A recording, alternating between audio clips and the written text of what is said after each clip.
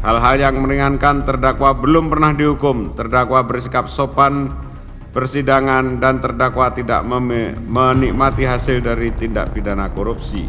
Menjatuhkan pidana terhadap terdakwa Galumbang Menak Simanjuntak dengan pidana penjara selama 15 tahun, dikurangi sepenuhnya dengan lamanya terdakwa ditahan dengan perintah agar terdakwa tetap dilakukan penahanan di rutan. 3. Menghukum terdakwa membayar denda sebesar 1 miliar rupiah dengan ketentuan apabila tidak dibayar diganti dengan pidana kurungan selama 1 tahun.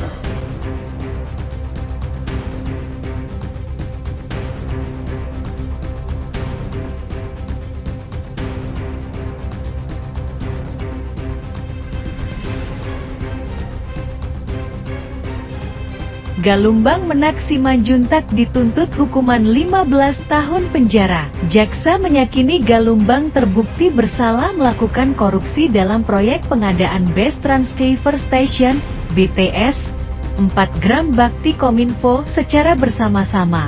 Galumbang juga dituntut membayar denda 1 miliar rupiah subsidiar 1 tahun kurungan. Hal memberatkan ialah perbuatan terdakwa menyebabkan kerugian negara. Sementara pertimbangan meringankan, yakni Galumbang Menak Simanjuntak belum pernah dihukum, bersikap sopan selama persidangan. Dan yang tidak kalah penting adalah bahwa terdakwa tidak menikmati hasil tindak pidana korupsi. Sekali lagi kami ulang, terdakwa tidak menikmati hasil korupsi, tapi dituntut 15 tahun penjara.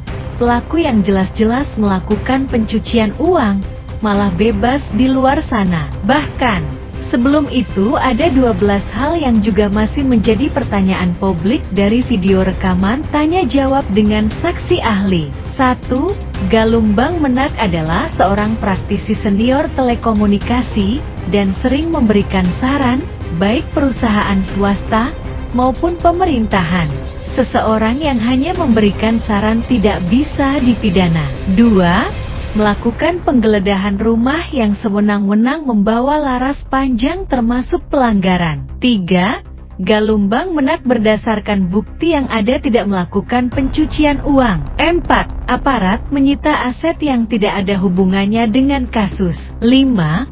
Ada pelaku pencucian uang tapi malah tidak ditersangkakan dan bebas di luar sana. 6. Secara teknis pernyataan bahwa Google Earth itu adalah live, tapi faktanya Google Earth tidak live. 7.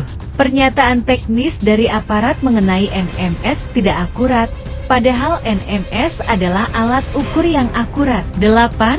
Proyek ini bukan gagal, melainkan adanya keterlambatan proyek karena force majeure yaitu PPKM ketat, karena pandemi COVID, keamanan di Papua, dan kelangkaan chipset untuk perangkat keras. 9. Pembayaran 100% dari Kementerian Keuangan proyek sebelum progres pekerjaan final sudah di counter bank garansi. 10. Ada pernyataan kalau aset beliau harus dinolkan, padahal kalau dinolkan adalah tindakan kriminal melawan perpajakan negara. 11. Apa iya ada terjadi markup? Menurut bukti yang ada serta keterangan dan penjelasan, markup untuk bagi-bagi tidak pernah ada. 12. Progres 85% dibayar full sudah di counter bank garansi. Wah, menarik sekali kasus ini digali lebih lagi. Semoga kasus ini segera selesai secara adil seadil-adilnya. Apakah ini adalah sebuah konspirasi politik? Dan, apakah Kejagung berada dalam tekanan politik? Silahkan Anda yang menilai. Kalau kami, sambil ngopi kita tunggu lagi fakta kejutan lainnya. Terima kasih sudah menonton video kami. Sebagai disclaimer, ini adalah pendapat dan opini pribadi serta tidak ada sangkut pautnya dengan siapapun maupun organisasi apapun.